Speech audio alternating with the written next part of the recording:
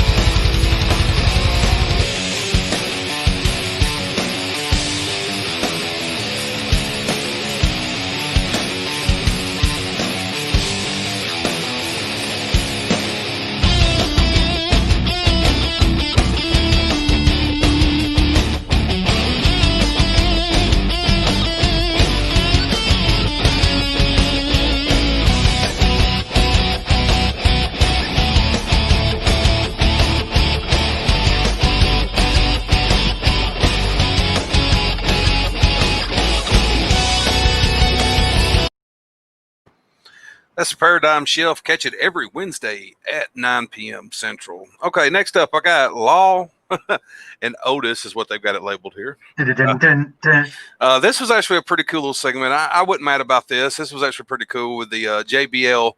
Out of all people, though, JBL being the judge. But it was a segment to get JBL, Ron Simmons, and Theodore Long, all original SmackDown guys, to show up on SmackDown.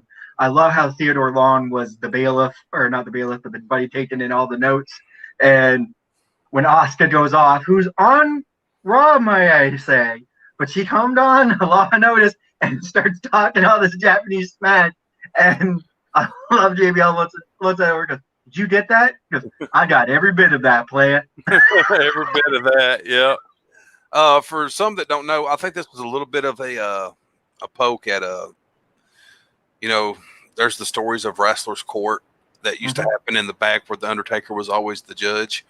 And JBL and Ron Simmons have been on the end of that many times. There's many stories of JBL because he was such a bully in the back, And they used to always say the way that you could always pay off the Undertaker was a bottle of Jack Daniels. Before you had Wrestling Court, and that's usually how the punishment was. Like one time there was something happened and they made the APA made the dude buy the APA like 2 or 3 cases of beer, shit like that, So it's pretty funny. They did this segment, and of course, in this segment, JBL ends up being the dirty judge and gets paid off basically, and he gives Miz his shot at the Money in the Bank shot. So it was him versus Otis. We all know what happened at Hell in a Cell, of course. Tucker turned his back on Otis and struck him, and Miz gets the victory. Ends up with the Money in the Bank briefcase. Some people don't like it. I like it from the standpoint that, like I said, the Miz can make anything relevant. I think any belt that you put on him, it don't bury Tucker, because I figure Tucker would end up getting buried. But but some of it don't make no sense, because didn't you say that Tucker got sent back to SmackDown? Yeah, where Otis is, yeah. So that was stupid. You shouldn't have split them up in the first damn place. You got limited tag teams in the WWE. You got the biggest joke of a tag team division that's on television, And I don't care if it's. I bet you could go to Ring of Honor and they're damn. And I ain't even watched Ring of Honor forever, but I bet you their tag team division's more damn entertaining than WWE's is, because WWE has a horrible tag team division. I'll say this much: out of any place has a tag division, I would rather watch an AEW tag match or an Impact tag match over the WWE. At least their tag is sort of done correct. But with this Law Notice, and as we already know, I'm not griping that Miz has the Money in the Bank briefcase. And it looks like Raw's already working the angle with the Fiend and Randy.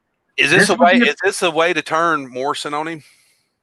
I think this would be a perfect way of doing it. Or turning the Miz the other way, or whatever, however they want to play it. They can play it the other way. Yeah. If they want to give the Miz the belt, it's kind of like almost the KO Jericho storyline. That's basically how that happened. Yeah. He wins the belt, then he don't need Morrison no more. Right. Like now I'm bigger than you. I don't need you. Or it could be the other way where Morrison's jealous and play, it's about you, Miz. It's always about you. There's a couple of ways they could play that shit. So it's especially the funny name Johnny Drip Drip, Johnny you hear that all the time coming from Corey Graves. Johnny Drip Drip is just there for moral support. I'm like, I will say I don't mind that him and Miz got back together like that, but the thing about it is that his return to me was one of those disappointing returns. Yeah. I really thought they was going to do something with Morrison when he showed back up, because everybody was like, that was almost like a CM Punk type figure, because people still talked about him for years when he was in Lucha Underground and everything. But it's like, once you bring back Morrison, they need to bring back Morrison. And it's because Morrison stayed relevant. There's the exact same idea as CM Punk. He stayed relevant. Johnny Mundo, Johnny Morrison, Johnny Impact, whatever you want to call him, he stayed relevant enough because he was in Ring of Honor, he was in Lucha Underground, Impact. He was making waves, and people were still being able to see him. Where you would get some guys like an MVP, for example. Not saying that it's not great to see him back in the WWE when he came back at Royal Rumble, but he wasn't enough. Like, there was not enough relevancy where you bring him back to like, oh, wow. But yet you brought back Johnny Morrison and gave him nothing. Yeah. Well, at all fairness, they didn't give MVP much. I think he kind of created the Hurt Business from his own look. He probably went in there and Vince was like, hell, I don't give a damn. Let him do whatever he wants to do. And then it popped off and he was like, see, I'm a genius. Knowing it was really MVP that probably come up with the idea. Yeah. Next up, you got Murphy versus Seth Rollins. This one was actually not too bad. Like, it was good back and forth. I can actually see him and Seth having some really, really good matches. I mean, honestly, if they wanted to set it up that way for a while. And I like the story. In a way, I like the story that they're proposing with, Murphy was always the follower to Seth being the Messiah.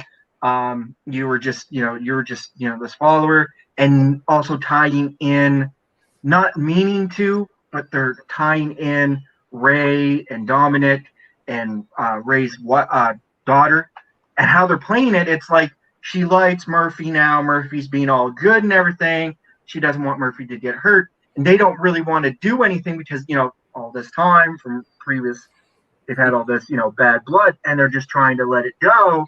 And she's pulling them in. So I like how they're doing it. I like how the angle that they're running it. I would have to say, in all, what's really got SmackDown going here is they're doing okay stories. They're not the greatest. I'm not saying, oh my God, super great stories, but they're building them enough that it makes certain, not saying all of them, but makes certain people interesting. And if they keep that up, you can turn your mediocre to looking like better stars.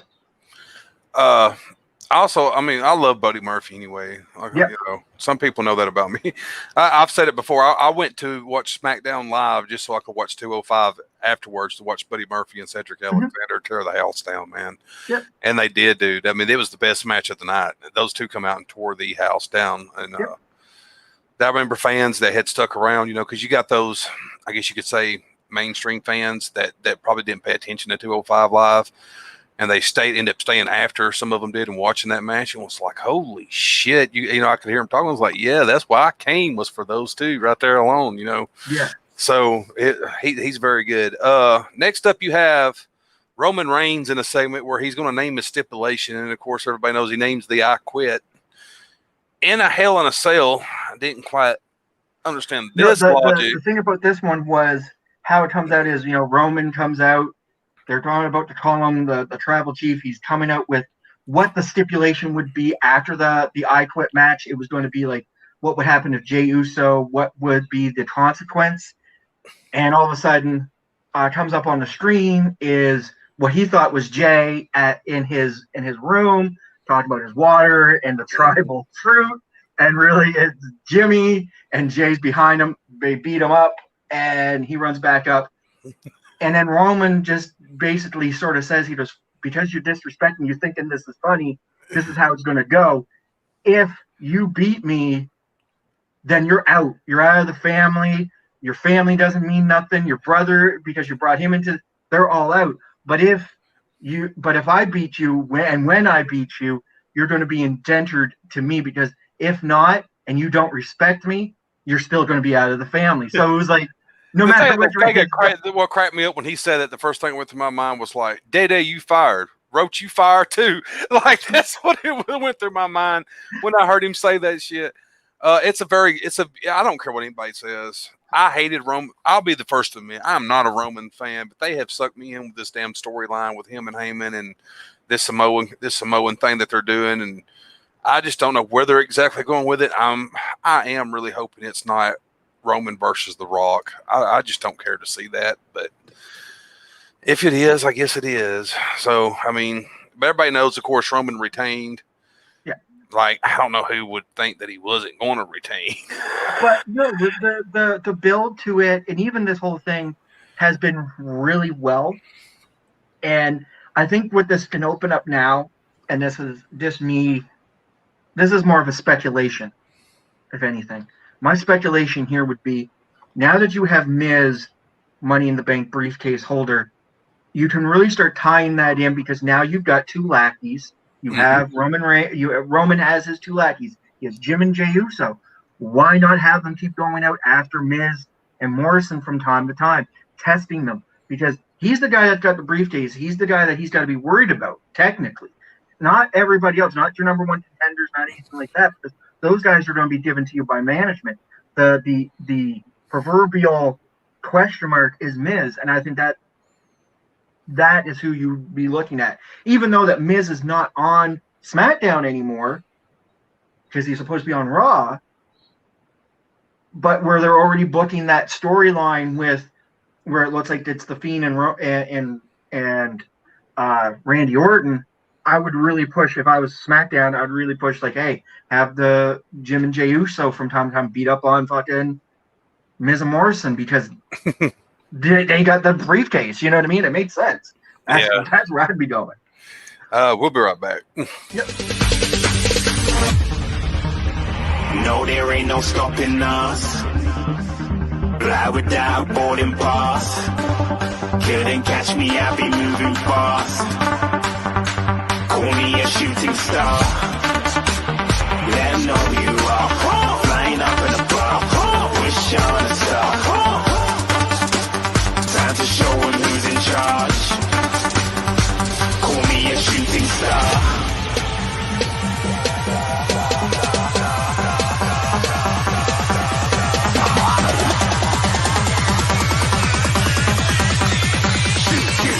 Didn't even get to cross.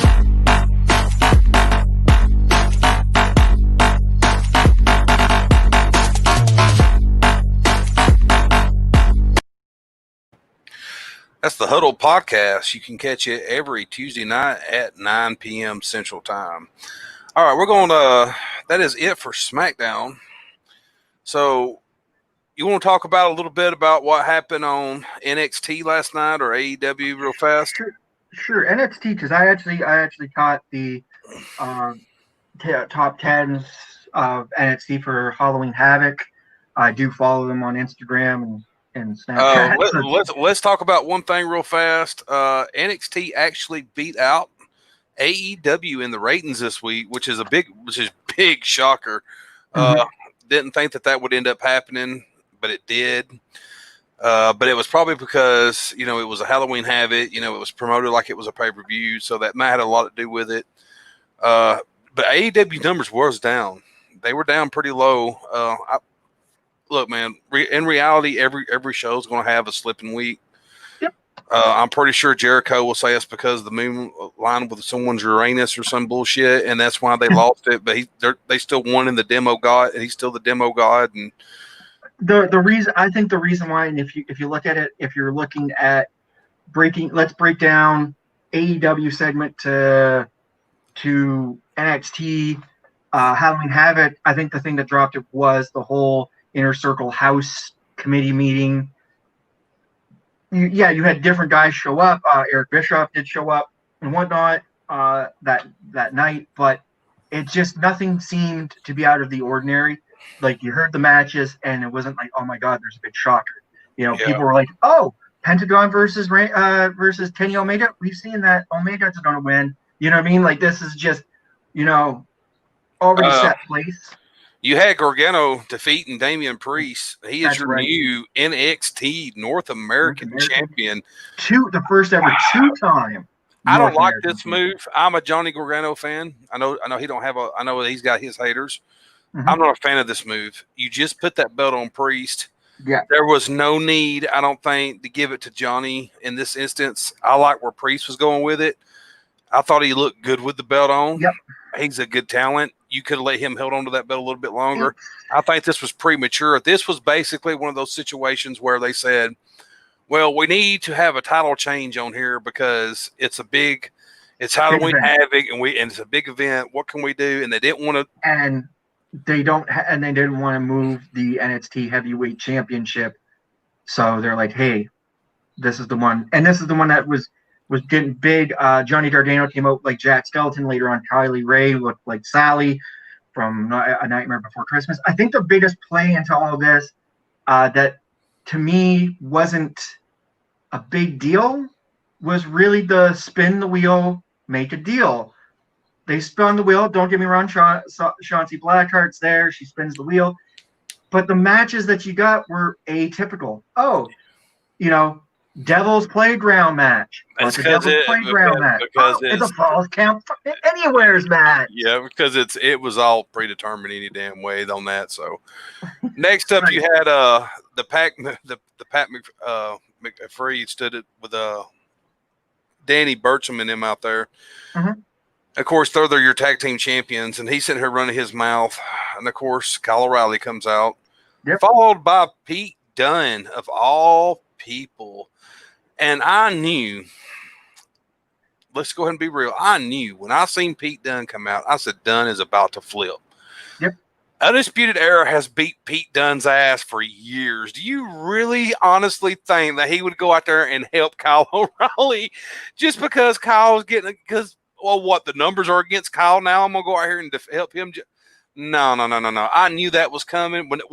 When it took him too long with the steel chairs, when Kyle kept sitting there holding, I was like, Pete's about to smack him, and Pete popped him. Bow! I was like, I don't like this move. I don't like Pat that much. If you wanted to put Pete with the other two, I would have been fine with that because Danny and they're good. They're a good tag team, man. Yeah, they're a solid tag team.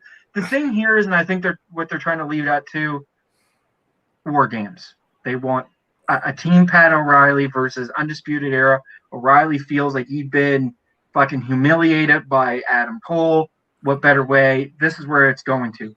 Could this be the split of Undisputed Era that's coming? I've been waiting on it because I just know how WWE is. They don't usually keep groups together long. I'm shocked that New Day stayed together as long as they had, or I'm shocked as Undisputed Era's been together as long as they have, and they ain't been split up.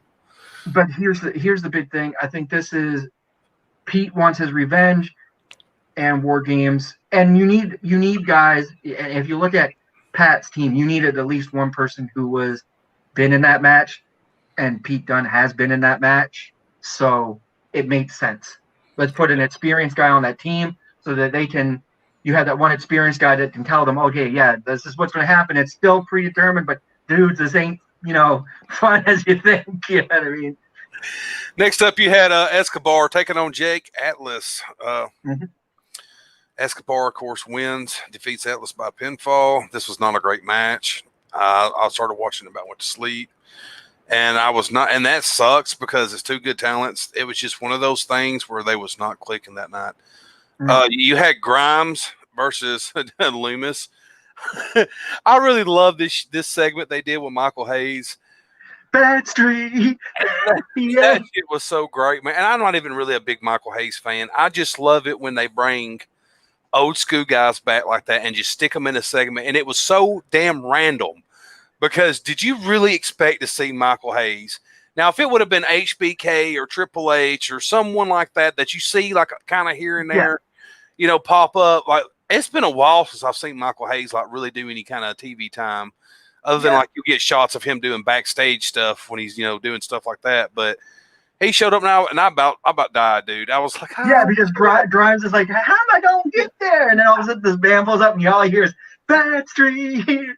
I love Loomis, man, dude. Loomis is a beast, man. I love his character. I love the way he plays it. The right person got over in the win, which is Dexter Loomis, and making him look badass. And that's the perfect thing. Even though this was all like a part of it was looked like it was all theatrical shot, and then they mixed it back into a match. They had like zombies got thrown and all this other stuff, but it played out great enough that it wasn't it wasn't overly goofy, but it was just enough that you were like, wow, this is interesting. I like this. Next up, you had Ripley. Rhea Ripley. Yeah, Rhea Ripley. Taking on Raquel. I think I'm butchering her last name there. Yeah, I always do. It's Gonzalez. Yeah. However you say her last name. I ain't gonna lie. She felt the riptide. And I don't know if they're reaching for new names, but they have been coming up with some difficult names here lately. Like, man, they've been getting like pretty tongue tied with them. Santino Escobar, blah, blah, blah, blah, blah. And you're like, dude, I don't speak Mexican. Drake Maverick was dressed up as Hulk Hogan, while Killian Dan was the shop master. And this was great, man. Tommaso Ciampa cut a promo on NXT saying that everyone was complaining too much on social media and not fighting enough. I think, if they really wanted to make Retribution work, they should have put Tommaso Ciampa as their leader. Yes. Yeah. Because if they were NXT guys or overlooked guys, and Tommaso Ciampa could have had that. They could have even played it from the storyline that about his neck, him having to drop the NXT title, and he's sour, he's pissed, he's not got the title back because he's not got it back yet. So I think this would have been okay. Retribution, you take out Mustafa Ali, you put in Tommaso Ciampa, and you take off the masks off these guys. You still call them Retribution. Stop calling them Slapjack and Whack and Flapjack and Spatula and Blender and whatever else they're damn calling their asses. You had a NXT women's title, tables, ladders, and chairs, or scares they called it. Tables, ladders, and scares. Io Shirai versus Candice LeRae. This was phenomenal. I would have probably threw something to the TV if LeRae would have won this match.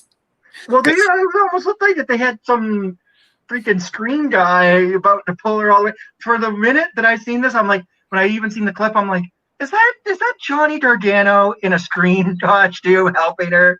And then Chauncey comes out, pulls him off, smuts him into the chairs. She's laying there, like not even knowing that she's like right there. Shirai comes, pushes the ladder over. She goes through a bunch of ladders, and Shirai stays as your women's championship. Almost close to having it the husband and wife champions, which nobody wants. Nobody wants. No. I'm sorry. I'm just not a LeRae fan. I'm sorry. But this what I see this now is this plays up good for booking coming to Survivor Series, because you have Asuka, Io Shirai, and Sasha Banks in a triple threat at Survivor Series. Now you get over there, you get your tag team guys. You're going to have, Street Profits. Who's the other ones? A New Day and the current NXT tag team champions. I'd like to see, and now this puts Johnny Gargano and Bobby Lashley and Sami Zayn, your Intercontinental guy, those guys in the mid card. This is going to be a very, that triple threat could be really good. And then you'll have your NXT, Team NXT, Women's NXT, all that, how they're going to play that out. But this really sets up Survivor Series to be very interesting for those triple threat matches, because last year I had last year's one and I enjoyed it. All the matches in that entire thing were all good. Yeah, very true.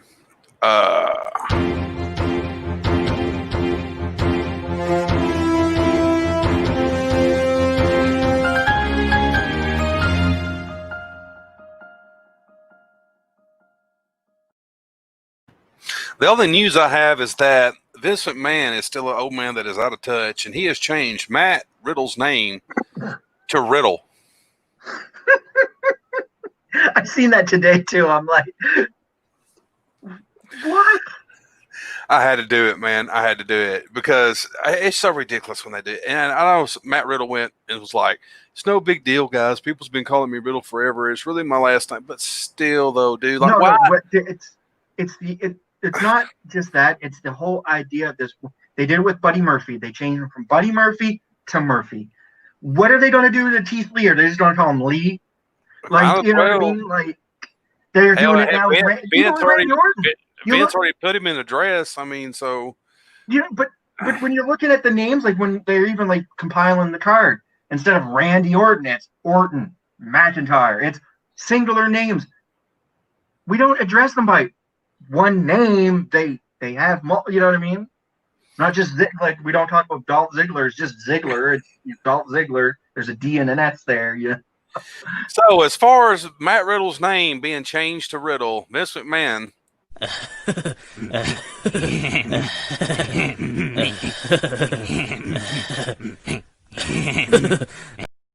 Which I find myself looking at Vince like that a lot. So we're going to take our last commercial break and we'll be back.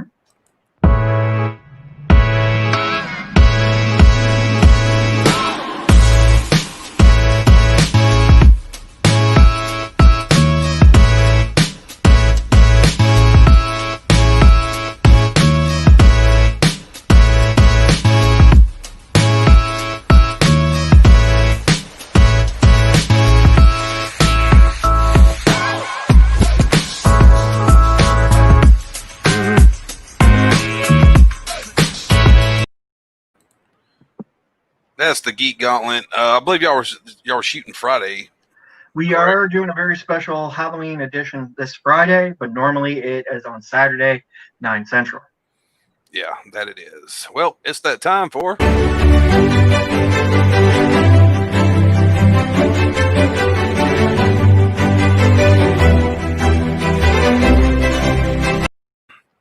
Now, of course, these are not to the date. This is what happened in October 20 years ago.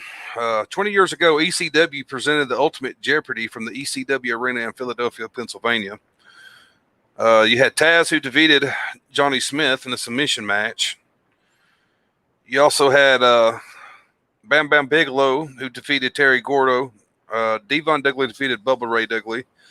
Shane Douglas and Pitbull fought to a no contest in the ECW World Television Championship.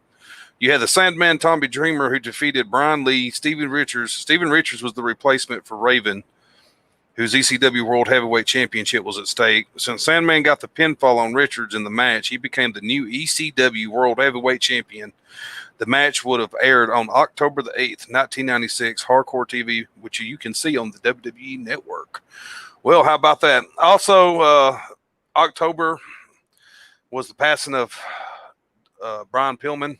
I remember where I was when Brian Pillman was announced dead. Of course, they announced it. I believe it was on Raw. Yeah. I believe this is during the time that he was in a storyline with Goldust. Mm-hmm. if I'm not mistaken.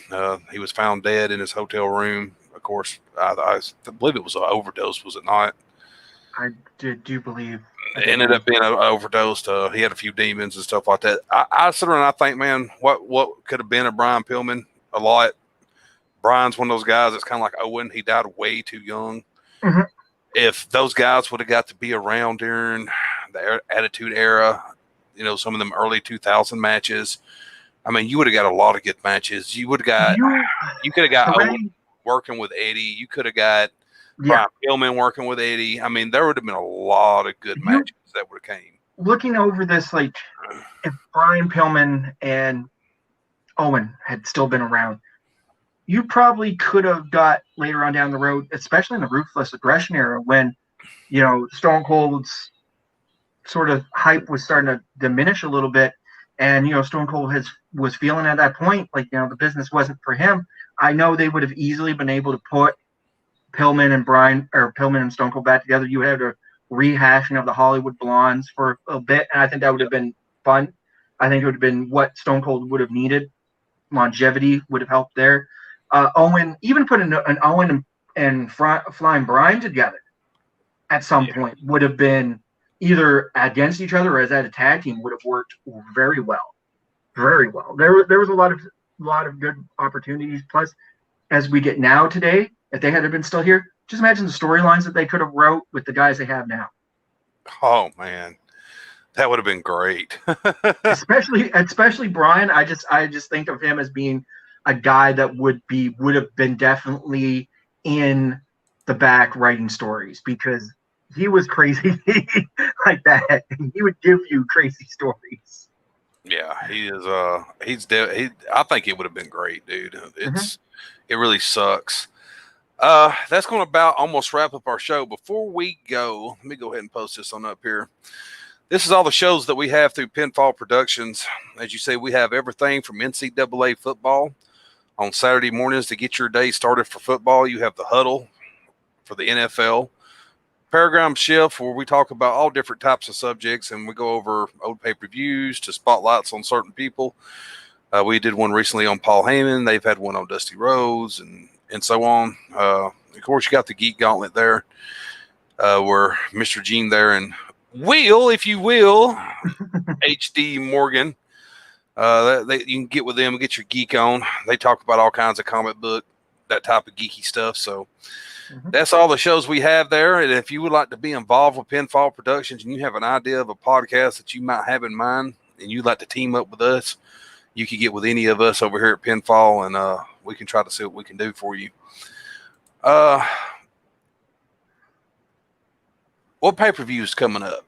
What's next? Survivor Series? Survivor Series is next. That's coming up. They're talking about the 30th anniversary with Undertaker. I hope it's just highlight reel type thing. I watched the thing the other night after the pay-per-view, the one that with Randy. Did you see that one? With Randy at Hell in a Cell? Yeah. Yeah, you know, so that one was pretty cool. You know, it's real cool when they go on. Like I said, the Hell in a Cell pay-per-view, like I said last night, Hell in a Cell was not bad. It wasn't like an overly bad. I get it. Everybody gripes on the red cage now, and they call it. I don't gripe about the red cage. I griped when they had the red cage and the red light for the Fiend. That's what I couldn't stand, was that damn red light that the Fiend was using all the time. I was so happy when I was like, look, we tried this with Kane, guys. We didn't like it then. We don't like it now. Okay. The only gripe I ever had was in any Hell in a Cell match is when you had Seth Rollins and the Fiend, and the Fiend introduces the mallet, and then that's what's going to get him disqualified in a no disqualification match. They are kind of special from time to time, Gene, over there at WWE. You know what I mean?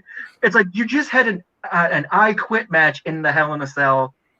You have the girls go like beat themselves to like almost not bloody pulps, but if there were allowed blood, there would have been. And yet you can't have the Fiend hit Seth Rollins with a mallet. That's where you draw the line. Like there, yeah. Very true. All right, guys. Appreciate your time joining us tonight. Next week, I don't know what we'll be reviewing. Me and Gina figure it out. I might put a poll up this go around. I might go ahead and actually put that up early. I have a tendency of putting them up late, maybe get it up early. Maybe that way some people have a full 4 or 5 days to vote instead of like a day and a half. Yeah. So long from everybody. Watch our pages, and hopefully there's no bad streets, and we don't just show up like PSAs out of nowhere. Very true. I'll see everyone Saturday for the top 25 gridiron. Me and Mr. Justin Hicks, and we'll bring you your football for the college football Saturday. Thank you from everybody here at Pinfall. Y'all have a good night.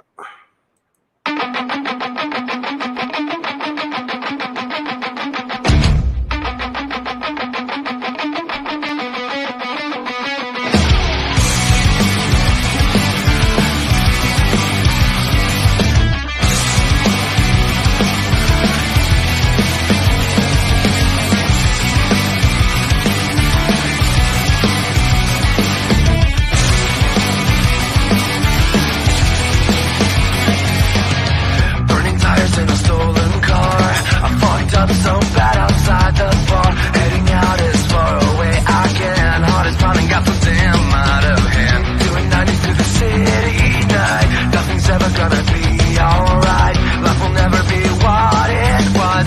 Hands are shaking, 'cause now my future is crashing down on me. They try to kill me when I fall back. Break the stars with a baseball bat. The justice will never make this right. I need to run and stay out of sight. And no choice, it was me or them. Now for a lifetime I'm content.